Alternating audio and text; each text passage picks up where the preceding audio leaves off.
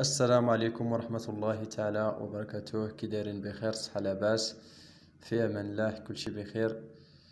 اسمحوا لي اليوم ما درت لكمش لا فيديو. كنت مشغول واحد شويه. اذا غدا ان شاء الله تسناو الفيديو اللي غندير. الفيديو اللي غندير ان شاء الله غادي يكون حول هاد لي زورغان ديليغاسيون، هاد المعدات السقي. غادي نهضروا على القادوس، وغادي نهضروا على الطي. هذا غادي نعرفكم بكاع اللي كنحتاجو في السقا. هادشي نعرف كلشي يعرفو، ولكن كاين بعض الناس ما فيها باس الا عاودنا قلنا هاد المعلومات هادو، لعلها تكون خير كما كيقولوا، لعله خير. اذا عندنا هنا الكوتور ديال 12، وعندنا الكوتور ديال 8، وعندنا الكوتور ديال 16.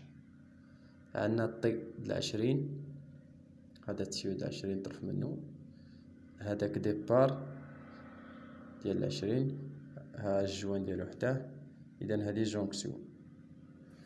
هذا القادوس ديال 63 بي في سي. اذا ان شاء الله غدا ان شاء الله غادي لا فيديو اللي غندير غادي نهضر على واحد النوع الاخر ما كاينش هنا ديال التيو، هو لونتيغري، اللي فيه الكوتور ديالو راسو يعني لداخل، كيبقى يعطي الماء، يعني ما تحتاج لا كوتور لا والو.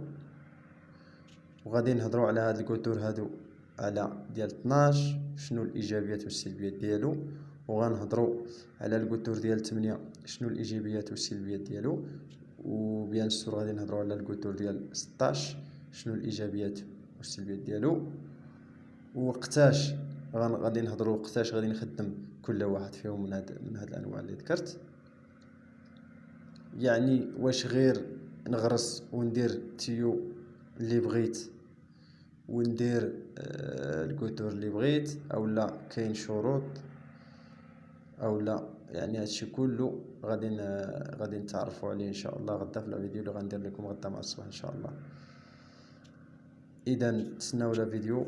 واليوم اسمحوا لي ما درتكمش فيديو حيتاش كنت مشغول واحد شويه. يلا نهاركم مبروك، السلام عليكم ورحمه الله تعالى وبركاته.